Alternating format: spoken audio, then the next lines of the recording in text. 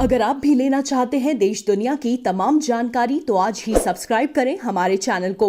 साथ ही नीचे दिए बेल आइकन को जरूर दबाएं ताकि हर अपडेट आप तक पहुंच सके। बढ़ती हुई जनसंख्या को देखते हुए जनसंख्या नियंत्रण कानून बनाने की मांग उठ रही है। मीडिया से बातचीत के दौरान पूर्व बीजेपी सांसद डॉक्टर रामविलास वेदांत जी महाराज ने जनसंख्या नियंत्रण कानून बनाने की मांग की है और वहीं कांग्रेस की नीतियों पे सवाल उठाए हैं। सर्किट हाउस में आयोजित पत्रकार वार्ता में बीजेपी के पूर्व सांसद डॉक्टर रामविलास वेदांती जी महाराज ने परिचर्चा की। डॉक्टर वेदांती महाराज ने बीजेपी के शासनकाल की उपलब्धियों के बारे में बोलते हुए कहा कि बीजेपी ने हमेशा देश को जोड़कर चलने का काम किया है, जबकि कांग्रेस की सरकार ने हमेशा देश को तोड़कर शासन करने का काम किया। डॉक्टर वेदांती महाराज ने कांग्रेस सरकार पर आरोप लगाते हुए कहा कि उन्होंने हमेशा हिंदू मुस्लिम एकता तोड़ने का काम किया है। उन्होंने कहा कि कांग्रेस ने रोटी दिवस मनाया जो तोड़कर खाई जाती है, मगर नरेंद्र मोदी ने पोंगल दिवस मनाया जो कई चीज़ों के मिलने से बनती है और मिलकर ही खाई जाती है। जनसंख्या के मुद्दे पर बोलते हुए उन्होंने कहा कि देश में जनसंख्या विस्फोट हो रहा है। यदि जल्द से जल्द जनसंख्या कानून नहीं लाया गया तो भारत को एक विकट समस्या का सामना करना पड़ेगा। बंगाल में जय श्री राम के नारे पर मच रहे बवाल पर बोलते हुए उन्होंने कहा कि पहले ममता बनर्जी को जय श्री राम के नारे पर कोई ऐतराज़ नहीं था, मगर जब से उन्होंने मुख्यमंत्री पद संभाला है तब से वो इस नारे का इस्तेमाल सिर्फ वोट की राजनीति के लिए कर रही हैं। देखिए, ऐसा है कि हमारे संस्कृत में एक श्लोक है, सनई कंथा सनई पंथा सनई सनई निर्णय। एकाएक कोई काम नहीं होता, सहसा विदधित न क्रियाम अविवेका परमा पदाम। गोस्वामी तुलसीदास जी ने भारवी के किरात अर्जुनीम की व्याख्या किया, सहसा कर पाछे पछताही। एकाएक कोई काम नहीं करना चाहिए, बाद में पश्चाताप करना पड़ता है। इसका एक दृष्टांत है, समय लगेगा, मैं सुना देता आपको।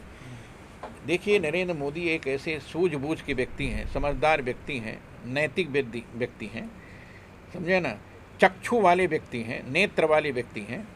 अभी तक की जो सरकार बनी थी नेत्र विहीन थी, चक्षु विहीन थी, कर्ण विहीन थी। उस सरकार को न सुनाई देता था, न दिखाई देता था, वो सरकार न चलती थी, समझे ना। ये सरकार चल रही है, ये सरकार देख रही है, ये सरकार सुन रही है। देश की आवाज़ को, जनता की आवाज़ को सुनने का काम, देखने का काम यदि किसी प्रधानमंत्री ने किया है तो नरेंद्र दामोदर दास मोदी जी ने किया है। और ये सनई सनई सभी समस्याओं का समाधान होगा। क्या आपने कभी कल्पना किया था कि काशी विश्वनाथ मंदिर में इस प्रकार हम लोग जाकर दर्शन कर सकेंगे? आज अंधा व्यक्ति भी जाएगा तो काशी विश्वनाथ मंदिर का जो पुराना, जहाँ पर नंदी बैठे हुए हैं, उसको दीवार को पकड़ेगा, अंधा भी, तो देखेगा कि डमरू के चिन्ह है, त्रिशूल के चिन्ह है, ओम के चिन्ह है। आज कोई व्यक्ति आएगा, किसी दुनिया के किसी मस्जिद के सामने नंदी बैठे हैं क्या? आप बोलिए, दुनिया के किसी मस्जिद के सामने नंदी बैठते हैं भगवान शंकर के मंदिर के सामने, तो वो मस्जिद कैसे हो सकती? लेकिन कांग्रेस ने ऐसा कानून बनाया, ऐसा नियम बनाया, देश के लोगों को ऐसा बरगलाया कि जिससे देश का हिंदू मुसलमान आपस में लड़ता रहे। कांग्रेस ने अपने शासनकाल में केवल हिंदू मुसलमानों को लड़ाने का काम किया, बस हिंदू मुसलमान लड़ते रहे, कांग्रेस सत्ता में बैठी रही। नरेंद्र मोदी ने हिंदू मुसलमानों को जोड़ने का काम किया, कांग्रेस ने तोड़ने का काम किया। कांग्रेस ने रोटी दिवस बनाया, रोटी तोड़ कर खाई जाती है, और नरेंद्र मोदी जी ने पोंगल दिवस, खिचड़ी दिवस बनाया। खिचड़ी आपस में मिलाकर खाई जाती है, उसमें दाल रहता है, चावल रहता है, उसमें मसाला रहता है, हल्दी रहती है, घी रहता है, उसमें सब्जी रहती है, सब प्रकार की, तब खिचड़ी बनती है। कांग्रेस ने केवल तोड़ने का काम किया। देश की जनता कैसे टूटे, देश की जनता कैसे आपस में विद्रोह करे, देश जनता कैसे लड़े, गांव कैसे लड़े, देश के लोग कैसे लड़ें, देश में विद्रोह कैसे हो, इस काम को कांग्रेस ने किया। नरेंद्र मोदी ने देश के लोगों को जोड़ने का काम किया, देश के लोग आपस में कैसे जोड़ने का काम किया। जम्मू कश्मीर को भारत से जोड़ दिया, कांग्रेस ने जम्मू कश्मीर को भारत से अलग कर दिया था। भारत का प्रधानमंत्री, राष्ट्रपति भी यदि वहाँ ज़मीन खरीदना चाहे तो नहीं खरीद सकता था। अब भारत का हर व्यक्ति, भारत का दलित भी, बैकवर्ड भी, फॉरवर्ड भी जा करके जम्मू कश्मीर में ज़मीन खरीद करके वहाँ मकान बना सकता है। ये काम कांग्रेस ने नहीं किया। कांग्रेस ने वही काम किया कि कैसे देश बटे, कैसे देश का बंटवारा हो। हमको अब विश्वास है कि नरेंद्र मोदी जी आ गए हैं। नरेंद्र मोदी जी के रहते हुए देश का कल्याण होगा। देश के साथ जिन लोगों ने विश्वासघात किया है, विश्वासघात करने वालों को उसका फल जरूर मिलेगा। भगवान विश्वनाथ इसके साक्षी हैं और भगवान विश्वनाथ ने नरेंद्र मोदी को यहाँ से चुनाव जिताकर भारत का प्रधानमंत्री बनाया। एक बार नहीं, 2 बार बनाया। अब 2024 में हमने जो संकल्प लिया है कि अब फिर से नरेंद्र मोदी वाराणसी के सांसद बनेंगे और हम 400 के पार पहुंचकर मैं देखूंगा कि कांग्रेस से कितनी सीट आई। अभी तो 40 सीट आई थी। मुझको ऐसा नहीं लगता है कि अब 2-4 सीट आ जाएगी। जब भगवान राम का जन्म हुआ था तब लोग जय श्री राम बोलते थे तो राक्षस लोग जय श्री राम पर प्रतिबंध लगाए थे। वेदों को जला रहे थे, शास्त्रों को जला रहे थे, पुराणों को जला रहे थे, फिर भी बंदरों ने जय श्री राम कहना छोड़ा नहीं। मैं पश्चिम बंगाल अभी गया था, 14 तारीख को समर्पण निधि का कार्यक्रम था एक। मैंने वहाँ देखा समर्पण निधि 35 करोड़ की योजना थी पश्चिम बंगाल में, लेकिन समर्पण निधि के कार्यक्रम में 56 करोड़ रुपया रामलला का मंदिर बनाने के लिए वहाँ दूनी राशि। पश्चिम बंगाल के लोग परिवर्तन चाहते हैं और परिवर्तन का कारण ममता बनर्जी मेरे साथ 97 में, 98 में, 99 में, 2004 तक सांसद थी। जब वो रेल मंत्री थी तो एक दिन मैं उनसे मिलने गया। कोई काम था किसी का, उन्होंने मुझको बैठाया, कहा वेदांती जी पश्चिम बंगाल की समस्या बहुत ज़्यादा है और वहाँ की समस्या है कि बांग्लादेशी मुसलमान घुसपैठी आते हैं और ये कम्युनिस्ट के लोग उनको जो है प्रवेश पत्र दे देते हैं, उनका राशन कार्ड बना देते हैं, उनका घर बना देते हैं, उनको मकान बना देते हैं। उनकी सारी व्यवस्था कम्युनिस्ट के लोग करते हैं। यदि कम्युनिस्ट की सरकार बदल जाती तो मैं चाहती हूं कि उस समस्या का समाधान वहां हो जाए। हमने कहा बहुत अच्छा है। ये ममता बनर्जी ने मुझसे स्वयं कहा था। ये कम्युनिस्ट लोगों ने आतंकवादियों को पाला है और आतंकवादियों के वोट के बल पर कम्युनिस्ट जीतती है। और इसके बाद ममता बनर्जी जब पश्चिम बंगाल में सरकार बनाई तो सरकार बनाने के 1 साल के बाद पार्लियामेंट में हमको मिली। मेरा बड़ा सम्मान करती थी। हमने कहा आइए जय श्री राम। कहा वेदांती जी आप जय श्री राम क्यों बोलते हैं? हमने कहा मैं जय श्री राम के नगर में, अयोध्या नगर में रहता हूँ, कोई मिलता है तो मैं जय श्री राम बोलता हूँ। और जब आप अटल बिहारी वाजपेयी की सरकार में रेल मंत्री थे तभी तो मैं जय श्री राम बोलता था, आप उत्तर देती थे जय श्री राम। अब क्यों बोलना बंद कर दिया? कहा इधर आई था, दूसरा कोई न सुन पाए। मैं पास में गया, सेंटर हॉल में हम लोग बैठक, गपाष्टक हॉल होता हो। वेदांती जी वो ज़माना बदल गया, अब मैं मुख्यमंत्री हो गई हूँ, हमको वोट चाहिए, इसलिए वोट के लोभ में ऐसा बोलती हूँ। मैं निवेदन करना चाहता हूँ, वहाँ का मुसलमान भी चाहता है, क्योंकि वहाँ का मुसलमान भी परेशान है बांग्लादेशी घुसपैठियों से। मैंने आसाम, नागालैंड, त्रिपुरा, मिजोरम, मैं अयोध्या में केवल बैठता नहीं हूँ, मैं पूरे देश का भ्रमण करता हूँ। मैंने देखा 97 में मैं गया आसाम कृष्ण जन्माष्टमी के दिन, और कृष्ण जन्माष्टमी के दिन मैंने आसाम के एक क्षेत्र में जन्माष्टमी मना रहा था, तो मेरे बगल में एक विधायक बैठे थे। तो मुझको बड़ा आश्चर्य हुआ कि यहाँ विधायक कैसे आ गया। तो मैंने उससे पूछा कि किस पार्टी के विधायक हो? कहा भाजपा का। हमने कहा कैसे तुम जीत गए? कहा महाराज यहाँ तो 80% मुसलमान है, भाजपा से मैं अकेले लड़ा और 20 मुसलमान लड़े, सारे वोट बट गए, इसलिए मैं जीत गए। उसने बताया कि बांग्लादेश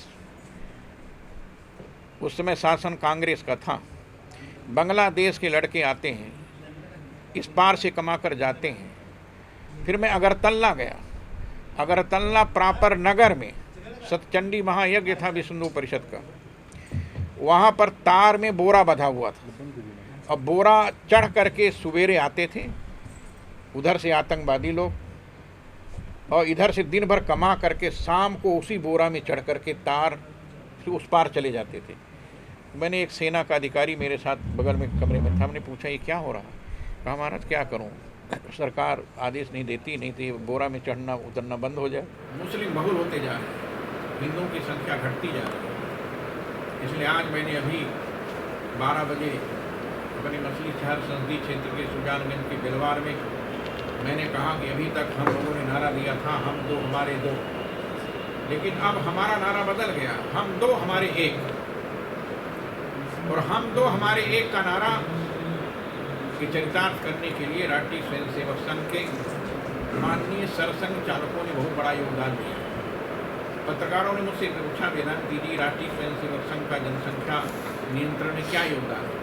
हमने कहा इस देश के अंदर लगभग 2 करोड़ राष्ट्रीय स्वयंसेवक संघ के स्वयंसेवकों ने विवाह नहीं किया। हमने लोकसभा की चर्चा किया है। लोकसभा में 400 से ज़्यादा सीट पाएंगे, और विधानसभा की सीट हमारे योगी आदित्यनाथ जी ने घोषणा किया है कि हम 300 के पार पहुंचेंगे। योगी आदित्यनाथ जी की ये जो घोषणा है हमको पूर्ण विश्वास है कि चरितार्थ होगी। और उत्तर प्रदेश से जिन लोगों ने उत्तर प्रदेश को नष्ट करने का, भ्रष्टाचार युक्त बनाने का सरकार का काम कर रहे थे, अब भ्रष्टाचार मुक्त, आतंकवाद मुक्त, गुंडा मुक्त उत्तर प्रदेश की सरकार चल रही है। और 2022 में चुनाव के बाद पूरी तरह से भाजपा प्रदेश के लोगों को आत्मसात करेगी, प्रदेश के लोगों को अपने साथ मिलाएगी, प्रदेश के लोगों को साथ में लेकर चलेगी। प्रदेश के लोगों के विकास के लिए जैसा भाजपा ने घोषणा किया है उस घोषणा के अनुसार गांव-गांव आप सड़कों का जाल देखेंगे। गाँव में पहुंचने के लिए आपको ये गड्ढे नहीं मिलेंगे। ये सारा काम योगी आदित्यनाथ जी के द्वारा संपन्न कराया जा रहा है, जिसके लिए हम उनको बहुत बहुत बधाई देते हैं, धन्यवाद देते हैं। और भगवान विश्वनाथ से प्रार्थना करते हैं कि इसी प्रकार जैसे उत्तर प्रदेश में भाजपा की सरकार है वैसी ही सरकार सारे देश में भाजपा की बने। कांग्रेस मुक्त, भ्रष्टाचार मुक्त, आतंक मुक्त ये सरकार जब बनेगी तभी देश का कल्याण होगा। आतंकवाद मुक्त और भ्रष्टाचार मुक्त सरकार बनाने का संकल्प मोदी जी ने किया था।